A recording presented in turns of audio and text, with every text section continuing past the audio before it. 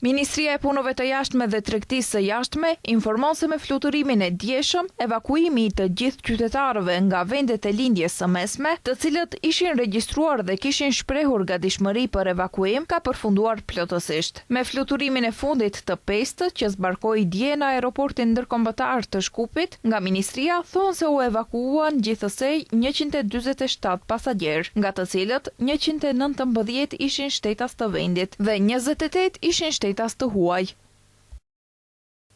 Në këtë mënyrë, shteti tregoi gatishmërinë e tij për të reaguar në kohë në situata krize, për të mbrojtur sigurinë e qytetarëve maqedonas, por edhe për të treguar solidaritet me qytetarët nga vendet mike në rajon dhe më gjerë.